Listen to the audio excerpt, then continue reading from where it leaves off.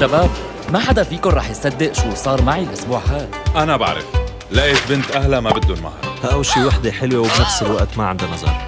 تتذكروا لما الأسبوع الماضي قلت لكم إنه بده يكون عندي إيمان أكثر؟ وأخيراً أنا عملت هالخطوة. وشو عملت؟ مسحت كل حسابات الفيسبوك وتركت الأساسي بس. يعني لما هلأ بعطي صبية الباسبور لتشوف إنه ما عم بحكي مع بنات غيرها، ما بكون عم بتذاكر. أستغفر الله. بس أنت ناديت بلال يقعد معنا هالأسبوع، هي خطوة إيمان. لك صحيح حمودة حكالي انه كنتوا تقروا قصص من الانجيل. مين بيصدق انه حمودة بيعرف يقرا اصلا؟ لك نسيت نعيما حبيب. لا ولا يهمك، حمودي والتسريحات مثل الأميرة والإكسسوارات. الأميرة والإكسسوارات؟ حبيبي الأميرة وإكسسواراتها بيلزمها أمير مثل حمودة. أستاذ عبد الله، أنت حكيت إنه رح نكمل قراءة قصص هذا الأسبوع ونشوف كيف المسيح دمر الشر من مصدره. بتعرفوا يا شباب، لما بصفن بهالقصص بحس حالي إنه عم بكتشف عالم تاني، بس كمان بحس بخوف. شو ممكن يصير لي إذا مت اليوم؟ الله بس يلي بيعلم. بلال، أنا مبسوط إنك هون. شباب، حدا بيقدر يحكي له مختصر عن يلي قريناه الفترة الماضية؟ الموضوع بلش لما كنا نحكي كيف الغفران الكامل مكلف، وكيف إنه أصعب لما بيكون له علاقة بجلالة اسم الله. وحكينا كيف قصة ربنا بلشت ببداية مثالية وخراب مأساوي، وخطة ربنا للفداء والغفران والنهاية المثالية. وكمان كيف خطة الله للغفران بلشت لما ربنا علم الناس من زمان إنه يقدموا أضاحي ليمجدوا الله ويحصلوا على الغفران. صح، وشفنا كيف المعجزة بولادة عيسى من العذراء مريم، ووعد ربنا لآدم وحواء والأنبياء عن كيف المسيح رح يجي والشر يسحقه، بس بنفس الوقت هو رح يسحق الشر من مصدره. وبعدين مدري كيف بيحكم للأبد كملك وبيرجع بركة الله للعالم كله. والأسابيع الماضية شفنا معجزاته على الطبيعة وحتى على الموت، والمسيح كمان حكى إنه عنده سلطان ليغفر الذنوب. ومرة تانية بسأل، كيف ممكن يكون هالشي؟ أحسن مكان لنعرف الجواب لكل هاي الأسئلة إنه نروح مباشرة للمصدر. خلينا نبلش من مرقس 14. ودحرج حجراً على مدخل القبر. يعطيك ألف عافية حمودي. رح نعيد القصة مع بعض. بلشت القصة مع رجال الدين يلي اجتمعوا ليخططوا لاعتقال المسيح وقتله من دون ما حدا يعرف. واضح إنه الناس كانوا يحبوا المسيح والناس بتلحقوا بكل مكان، بس رجال الدين كانوا عم يحسوا بغيرة لأنه عم يلفت انتباه الناس وصار له أتباع.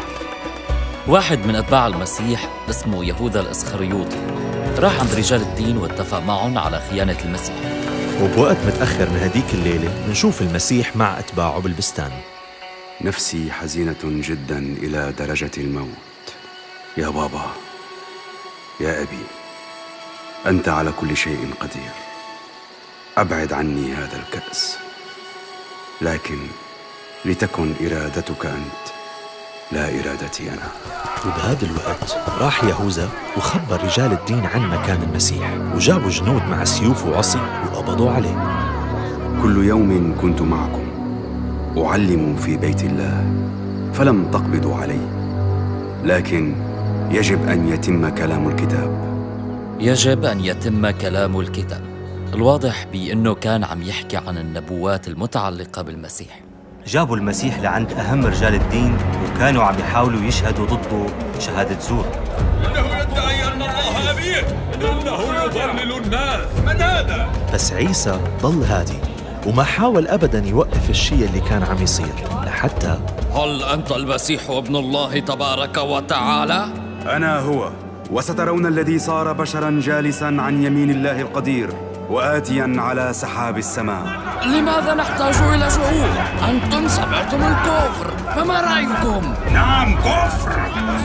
اقتلوه! أجل! اقتلوه! وبعدين جابوا المسيح قدام القائد الروماني، والواضح إنه الرومان كانوا حاكمين بهداك الوقت. نعم. اقتلوه! أما تجاوب بشيء؟ مرة تانية المسيح ما جاوب، والقائد الروماني كان مذهول. اصلبوه. يجب أن يصلب، يجب أن يقتل. باعك الآن.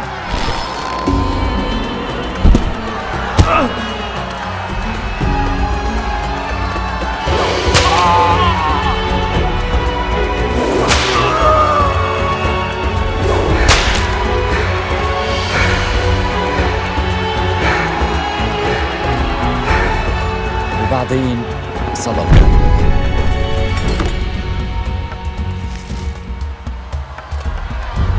ضلوا ومسخروا عنه.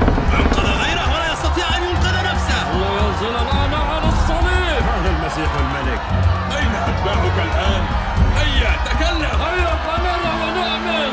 إجا ظلام على الأرض ل3 ساعات، المسيح معلق على الصليب. إلهي إلهي لماذا تركتني؟ لقد أكمل. واحد من أتباع المسيح أخذ جسده وحطه بقبر محفور بالصخر. شو بيعني كل هذا الشيء؟ هي قصة دقيقة كتير، بس كأنها بتختلف عن الآيات الموجودة بالقرآن، ولا لا شباب؟ خلونا نبدأ بشوية أسئلة. شو شفتوا المسيح عم يعمل بهي القصة؟ كان المسيح عارف كل الوقت شو كان بده يصير بالضبط، كأنه كان مكتوب من قبل. حتى أنه صلى بالبستان وطلب من الله إذا ممكن طريقة بديلة، بس شكله أنه بيعرف ما في. صحيح، حتى أنه قدام رجال الدين وكمان قدام الرومان ما جرب أنه يخلص نفسه، بالعكس هو قال بأنه النبوءات رح تتحقق بكل الأمور يلي عم تصير معه. وبعدين صارت الأمور فظيعة، الضرب، الإهانات، الصلب. أنا ما عم بفهم ليش هيك صار. أنا ما عم بفهم ليش الله ممكن يسمح يصير هالشي لنبي. الغفران الكامل مكلف، والأنبياء كانوا يقدموا أضاحي لتكريم اسم الله ويحصلوا على الغفران. في شي رابط؟ ممتاز يا أبو موسى. شو رأيكم يا شباب؟ وشو بخصوص الآيات القرآنية؟ أنا قريت يا شباب الأسبوع الماضي بالقرآن كل الآيات يلي بتحكي عن المسيح. الحديث عن القصة كان مختصر والمعنى ما كان واضح كله. في آيات كتيرة مثلا مثل هيدي الآية: إذ قال الله يا عيسى إني متوفيك ورافعك إلي. هلا مو هي الآية معناها إنه الله خلى المسيح يموت؟ بس بالأخير المعنى الوحيد الواضح بالقرآن هو إنه اليهود ما قتلوا المسيح، وهذا يلي قريناه هون. الرومان هنن يلي قتلوه من خلال التفاصيل يلي قريناها.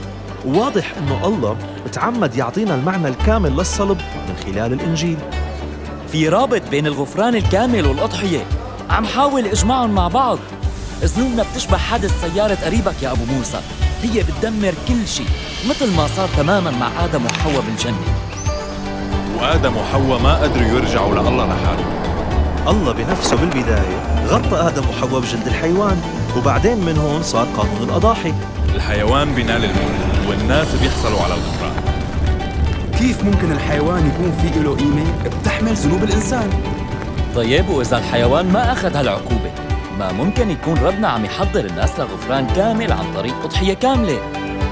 هي لحظة من لحظات حمودة. كمل. لما المسيح صرخ على الصليب إلهي إلهي لماذا تركتني، هو عم بيعاني عواقب شرورنا. هذا غفران مكلف، ولكن الضحية كاملة. وكرامة اسم الله مصابة. بدال ما يسحقني بسبب شروري، سحق الله شر العالم من خلال تضحية المسيح. وهيك الله حقق وعده لآدم وحواء. وشو بخصوص وعد الله للأنبياء إنه المسيح رح يعيش كملك للأبد؟ تلاميذ المسيح تساءلوا عن نفس السؤال يا علاء. شباب، انتوا بتحكوا كتير بهي الأمور؟ أنا عندي رفقات بدي إياهم يسمعوا.